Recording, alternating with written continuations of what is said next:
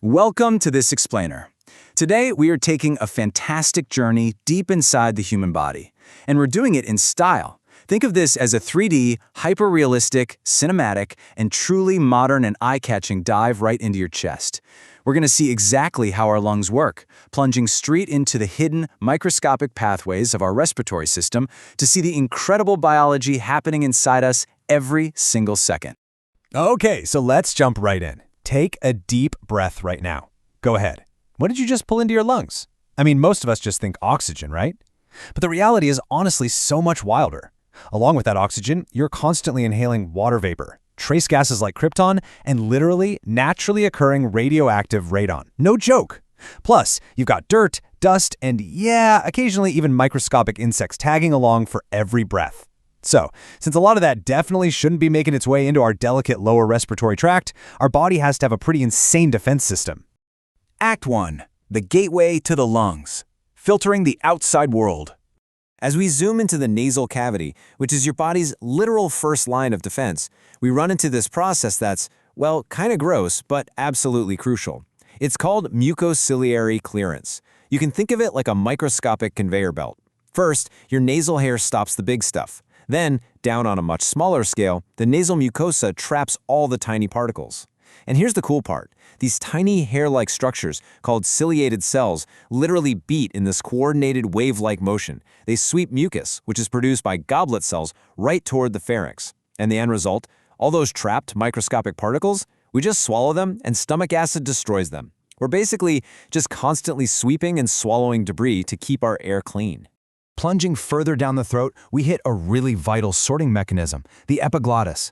Every single time you swallow, this crucial little flap, which is connected right to your tongue, springs into action. It temporarily closes off the larynx so that your food or drink, the bolus, slides safely past it into the esophagus and down to the stomach. It's literally the perfect mechanical trapdoor, making sure absolutely nothing solid or liquid accidentally falls into your lower respiratory tract. Act 2. Inside the bronchial tree, branching into the chest. Now, traveling past the trachea, which is reinforced by these really sturdy rings of hyaline cartilage, by the way, we drop right down to the center of the chest, where the path dramatically splits in two. And as we pan across the chest cavity, look at the anatomy of the lungs. They actually aren't perfectly symmetrical. The left lung only has two lobes, an upper and a lower, and that's basically to make room for your heart. But the right lung, it's bigger. It's got 3 distinct lobes. In fact, within the right lung alone, there are 10 separate lung segments, and each one of those beautifully receives its very own dedicated air and blood supply. To really picture this structure, just think of a tree. The thick main trunks, the main bronchi, split into finer and finer tubular branches. By the time we get to the very outer edges, these tiny pathways are called bronchioles, and there's a huge biological shift that happens here. Instead of being held open by rigid cartilage rings like the trachea was, these delicate little bronchioles are surrounded by flexible, elastic fibers and smooth muscle. Act 3. The Great Gas Exchange, the microscopic magic. Okay, prepare for a major shift in scale, because we are zooming in way closer than the naked eye could ever see, right to the very end of those tiny bronchioles. 300 to 400 million. Yeah.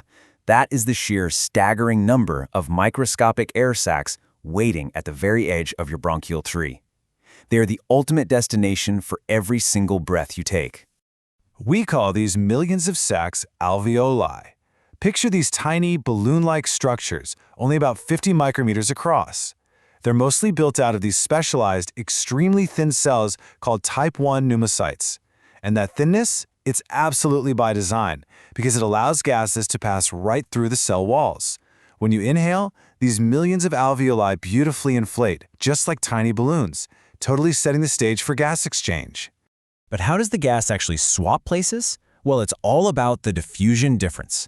Inside those newly inflated alveoli, you have a super high concentration of fresh, incoming oxygen. But just outside, wrapping around the alveoli, is a dense network of thin blood vessels.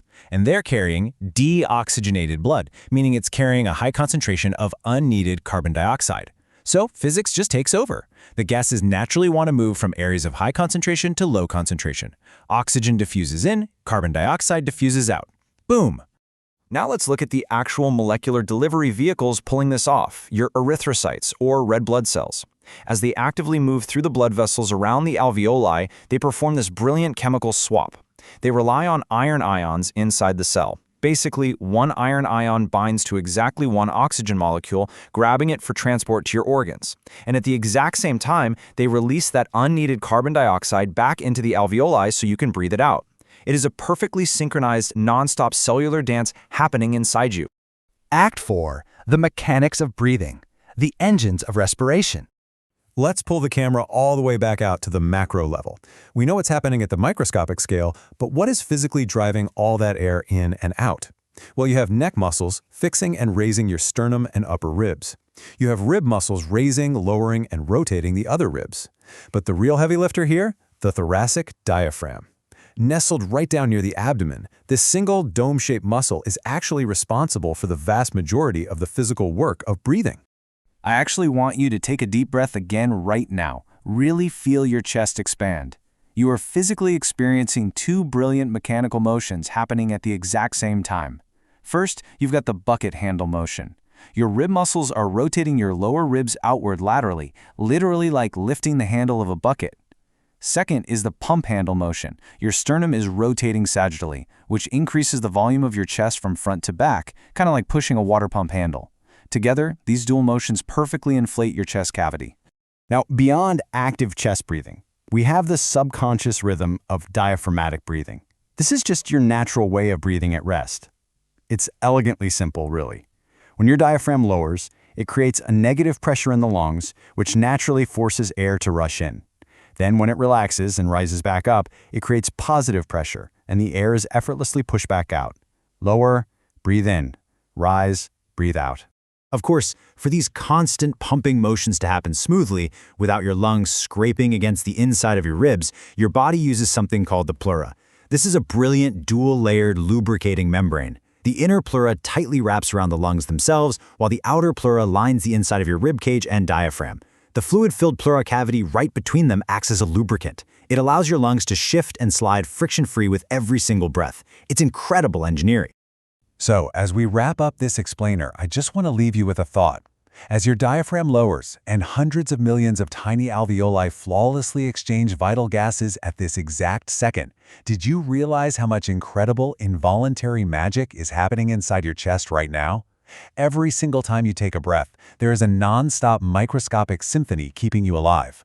Thanks for taking this fantastic journey with me today, and keep exploring the wonders inside you.